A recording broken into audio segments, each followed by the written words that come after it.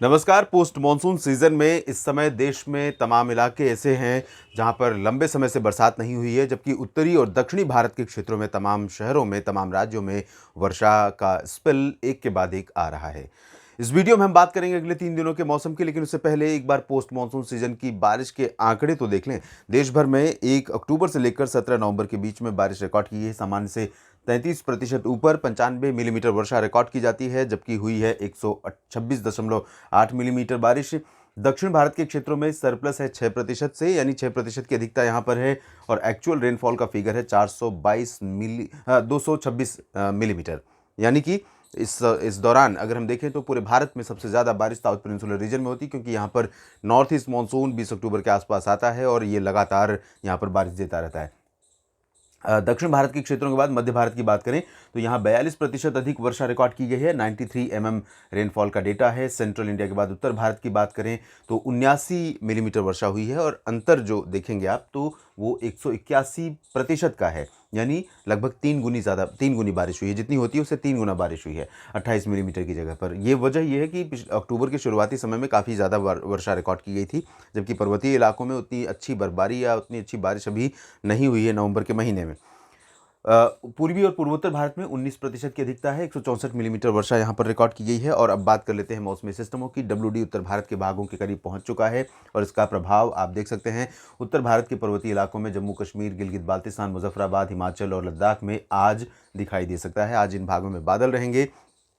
कुछ इलाकों में लाइट रेन या स्नोफॉल हायर रिचेज पर होने की संभावनाएं हैं। श्रीनगर तक बादल पहुंच सकते हैं और शिमला में भी बारिश हो सकती है, और बर्फबारी की भी संभावना कुल्लू मनाली से लेकर गुलमर्ग के बीच में भी रहेगी। उत्तराखंड की बारी आज रात में बादल दिखाई देंगे यहाँ पर, और बारिश की बारी कल आएगी। कल यहाँ पर 19 नवंबर को जरूर मौसम परिवर्तित होगा।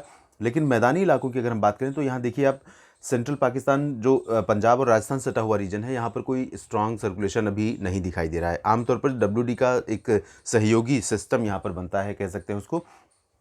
और ये सहयोगी सिस्टम आमतौर पर यहाँ पर अरबियन सी से मॉइस्चर को ले आता है, और ये मैदानी इलाकों में बारिश का कारण बनता है। लेकिन अभी ये सिस्टम, क्योंकि पिछला सिस्टम इससे पहले जो आया था आपने देखा था कि ऊपर से काफ़ी निकल गया था, और ये सिस्टम भी थोड़ा सा ऊपर से ही जा रहा है। अदरवाइज़ अगर ये थोड़ा नीचे होता तो निश्चित रूप से पंजाब के ऊपर तो बारिश होती अच्छी खासी, लेकिन पंजाब के ऊपर हरियाणा, उत्तर प्रदेश, राजस्थान इन भागों में क्लियर और ड्राई वेदर रहेगा। उत्तर पश्चिमी हवाओं का प्रभाव लगातार जारी रहेगा, जिसकी वजह से यहाँ पर तापमान में गिरावट भी होती रहेगी।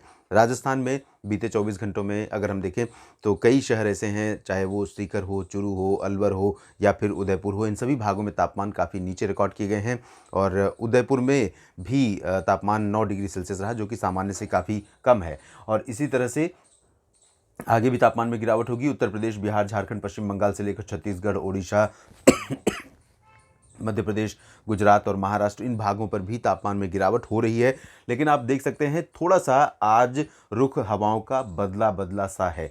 यहाँ पर उत्तर पश्चिमी हवाएं पहुँच रही हैं, महाराष्ट्र के ऊपर पहुँच रही हैं इस तरह से रिकर्व होने के बाद। लेकिन अब धीरे धीरे ये जो पूर्वी और उत्तर पूर्वी हवाएं हैं, ये धीरे धीरे यहाँ पहुँचनी शुरू हो गई हैं, और इसकी वजह से थोड़ा सा चेंज आप महाराष्ट्र से लेकर छत्तीसगढ़ के, उड़ीसा के दक्षिणी भागों से लेकर तमिलनाडु और केरल के बीच में देखने को मिल सकता है। लेकिन जो लो प्रेशर सिस्टम यहाँ पर डेवलप हुआ है, ये वेल मार्क लो प्रेशर बनेगा और उसके बाद डिप्रेशन बनेगा। इसका प्रभाव आप देखें माफ़ कीजिएगा, अगर हम इसके ट्रैक की बात करें तो ये तकरीबन वहीं जाएगा जहां पर पिछला सिस्टम पहुंचा था, पुदुचेरी और एडजॉइनिंग नॉर्थ तमिलनाडु के आसपास।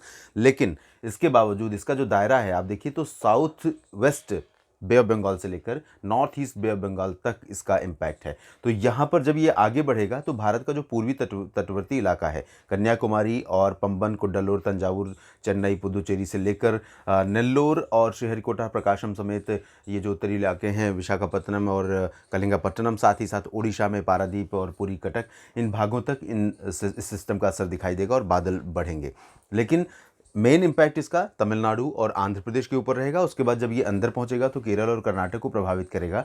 बाकी साउथ इंडिया के अलावा सेंट्रल इंडिया की बात अगर हम करें तो यहाँ पर उड़ीसा, छत्तीसगढ़ और महाराष्ट्र पर कुछ असर डाल सकता है। अगली तस्वीर में देखते हैं, अगले दिन के फोरकास्ट में देखते हैं तो हिमालय, पश्चिम बंगाल, अरुणाचल और सिक्किम में थोड़ी बहुत वर्षा आज हो सकती है। और कल की बात 19 नवंबर की बात, 19 नवंबर को WD का इम्पैक्ट बढ़ेगा, लेकिन एरिया नहीं बढ़ेगा। एरिया तकरीबन वही रहेगा, क्योंकि थोड़ा सा इसका ट्रैक ऊपर से है। अगर थोड़ा सा नीचे होता, जैसा कि मैंने कहा, तो प्लेन्स में भी इम्पैक्ट पड़ता और उत्तराखंड में भी इम्पैक्ट पड़ता, लेकिन उत्तराखंड पर ज़्यादा असर नहीं दिखाई दे रहा है। 19 नवंबर को उत्तराखंड के सिर्फ उत्तरकाशी, चमोली, गंगोत्री, यमुनोत्री, केदारनाथ, बद्रीनाथ, जो एकदम एक्सट्रीम नॉर्दर्न और नॉर्थ वेस्टर्न पार्ट्स हैं, इन भागों में थोड़ी बहुत वर्षा और हिमपात होने की संभावना बनेगी। हिमाचल प्रदेश और जम्मू कश्मीर में ज़रूर कई जगहों पर, और गिलगित बाल्टिस्तान, मुजफ्फराबाद से लेकर लद्दाख के बीच में कई जगहों पर वर्षा और स्नोफॉल के चांसेस ज़रूर दिखाई दे रहे हैं। 19 नवंबर को पंजाब में हवा की रफ्तार बढ़ जाएगी, राजस्थान में हवा की रफ्तार बढ़ जाएगी। तो अमृतसर, तरन तारण, फजिल्का, फरीदकोट, लुधियाना, पटियाला, बरनाला, मोगा से लेकर चूरू, गंगानगर, हनुमानगढ़, जैसलमेर, बाड़मेर, जोधपुर, उदयपुर, सीकर, जालौर, सिरोही और साथ ही साथ भरतपुर, झुंझुनू और इधर हिसार, सिरसा, सोनीपत, पानीपत समेत तमाम जगहों पर हरियाणा में, राष्ट्रीय राजधानी दिल्ली में तापमान में और गिरावट हो सकती है अगले 24 घंटे में। जहाँ पर आज 9 डिग्री सेल्सियस था, वहाँ पर 8 पहुँच सकता है, जहाँ 8 था वहाँ 7 पहुँच सकता है। तो अच्छी खासी सर्दी की शुरुआत कह सकते हैं हो चुकी है।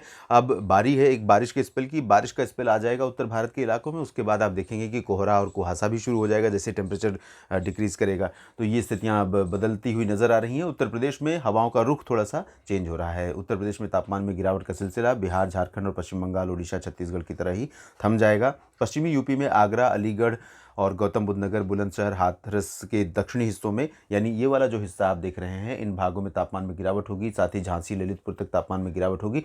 लेकिन उत्तरी इलाकों में और पूर्वी क्षेत्रों में फिलहाल तापमान में गिरावट का क्रम थोड़े समय के लिए रुकेगा। वजह यह है कि जो पश्चिमी हवाएं चल रही थीं वो सीधी चल रही हैं, और इस तरह से पश्चिमी हवाएं नहीं आ रही हैं उत्तर प्रदेश के और बिहार के ऊपर, इंडो गैंगेटिक प्लेन्स के ऊपर। पूर्वोत्तर में कोई चेंज ज़्यादा नहीं है, थोड़े बहुत बादल रहेंगे कहीं कहीं पर। और मध्य भारत में महाराष्ट्र और मुंबई से लेकर तमाम जगहों पर हवाओं का रुख बदलेगा। Low pressure system well marked low या डिप्रेशन बनकर तटों के करीब आएगा, और यहाँ चेन्नई, पुदुचेरी में 19 नवंबर से मध्यम से भारी वर्षा शुरू हो जाएगी और हवाएं भी तेज चलेंगी। साथ ही साथ आंध्र प्रदेश के दक्षिणी तटीय इलाकों पर भी काफ़ी ज़्यादा घने बादल दिखाई देंगे। तो अब 20 नवंबर की बात कर लेते हैं। 20 नवंबर को आप देखिए, जब ये पहुंचेगा तटों के पास, तो इंटीरियर पोर्शन में तमिलनाडु और साथ ही साथ साउथ आंध्र प्रदेश के तमाम इलाकों पर काफ़ी ज़्यादा वर्षा हो सकती है। तेज़ हवाएं चल सकती हैं, लाइटनिंग, थंडरस्टॉर्म की गतिविधियां हो सकती हैं। नेल्लोर, प्रकाशम और चेन्नई, कोड्डलोर, तंजावुर और चेन्नई, पुदुचेरी से लेकर पंबन के बीच में तमाम जगहों पर सामान्य जनजीवन को ये सिस्टम प्रभावित कर सकता है, बारिश हो सकती है। फिर 20 के बाद ये अंदर पहुंचेगा तो ओडिशा, छत्तीसगढ़ और महाराष्ट्र के दक्षिणी भागों तक इसका असर होगा। मध्य प्रदेश पर संभवतः इसका असर ज़्यादा पहुंचेगा, ऐसे संकेत नहीं है। लेकिन गोवा और मुंबई के नीचे के इलाकों में बारिश होने की संभावना यहाँ पर बन सकती है। इस वीडियो में फिलहाल इतना ही दोस्तों। लगातार बने रहिएगा मौसम तक चैनल के साथ। धन्यवाद।